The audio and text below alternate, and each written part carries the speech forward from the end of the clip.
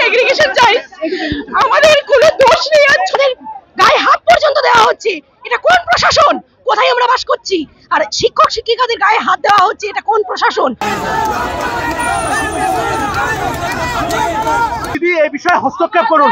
আমরা 27শে ডিসেম্বর থেকে 6 ফেব্রুয়ারি পর্যন্ত খোলা আকাশের নিচে অবস্থান করছি।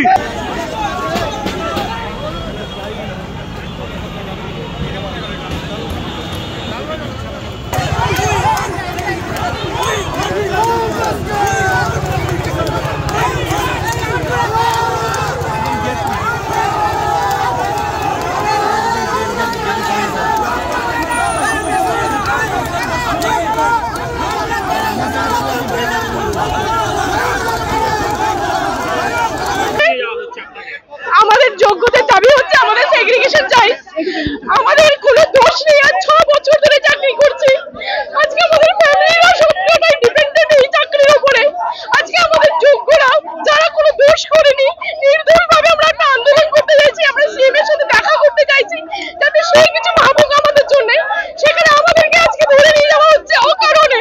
আমাদের আন্দোলন খুবই শান্তিপূর্ণ ছিল, অরাজনৈতিক ছিল। মেট্রো স্টেশনের সামনে দাঁড়িয়ে আমরা শুরু করতে যাচ্ছিলাম, সেখান থেকে পুলিশ আমাদেরকে ধরে নিয়ে গেছে। আজকে ওয়াই চ্যানেলে আমরা 1 মাস ধরে অবস্থান বিক্ষোভ করছি। আজ অবধি সিএম এর কোনো বিক্ষোভ আমরা কোনো কিছু দাবি করিনি। আজকে 10 তারিখের আগে, আমাদের শুনানির আগে আমরা দাবি করছি যাতে সিএম হস্তক্ষেপ করুক, আর আমরা যাতে জানতে পারি যে আমাদের কি ভাবছে সরকার আর এসএসসি। আজ 6 বছর ধরে আমরা এই যন্ত্রণায় আমরা চাকরি করেছি, কিন্তু এপ্রিলের 22 তারিখের পরের থেকে আজকে আমরা দুঃখ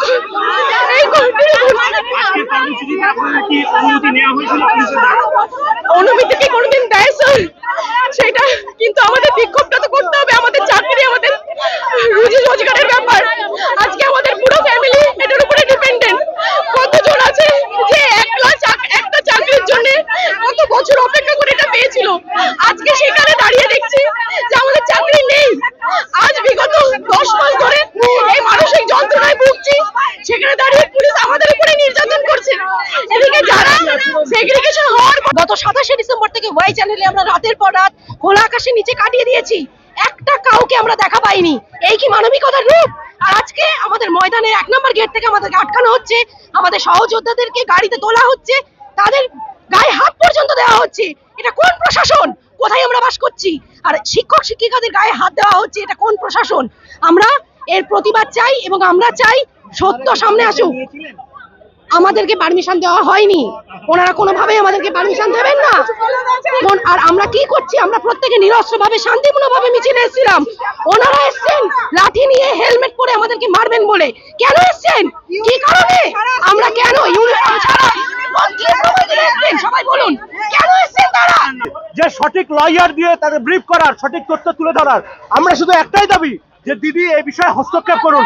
আমরা 27শে ডিসেম্বর থেকে 6 ফেব্রুয়ারি পর্যন্ত খোলা আকাশের নিচে অবস্থান করছি, ধর্মতলা, কলকাতার প্রাণকেন্দ্র। তাহলে এই বিষয়ে দিদির কি হস্তক্ষেপ করা উচিত নয়? আপনারাই বলুন। আপনারা তথ্য দিয়ে দেখুন যে এখানে 26,000 শিক্ষকের মধ্যে 15,000 শিক্ষক সম্পূর্ণ যোগ্য। তাহলে তাদের আজকে এইভাবে গাড়ি তুলে নিয়ে যাওয়া এটা কি কোনোভাবে উচিত? আমাদের মাননীয় মুখ্যমন্ত্রীকে এই বিষয়ে হস্তক্ষেপ করা উচিত নয়। সমস্ত নিয়ম কানুন মেনে পরীক্ষা দিয়েছি, চাকরি পেয়েছি এবং বর্তমানে 6 বছর চাকরি করেছি। হঠাৎ 17 দফা দুর্নীতির যে দুর্নীতি উঠেছে, সেই 17 দফা দুর্নীতিতে আমাদের কোনো লিস্টে নাম নেই। তা সত্ত্বেও আমরা গত 22শে এপ্রিল জানলাম হাইকোর্টের রায়ে প্যানেল বাতিল। এই অমানবিক সিদ্ধান্তের বিরুদ্ধে আমাদের শান্তিপূর্ণ আন্দোলন ছিল। আমাদের এখানে হ্যাঁ পুলিশ পারমিশন ছিল, কিন্তু আমাদের শান্তিপূর্ণ আন্দোলন পুলিশের পারমিশন ছিল, কিন্তু আমাদের শান্তিপূর্ণ এটা এবং আমাদেরকে এখানে হেনস্থা করা হয়েছে এবং গাড়িতে খুব ঠেলে আমার পা ছিঁড়ে গেছে। আমাদের 10 তারিখ শুনানি আছে।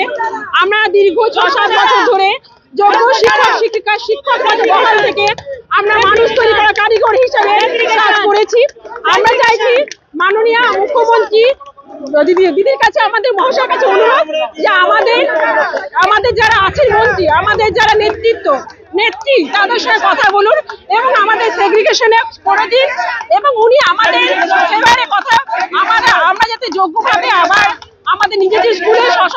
নিয়ে যায় সেই ব্যবস্থা উনি করে দেন।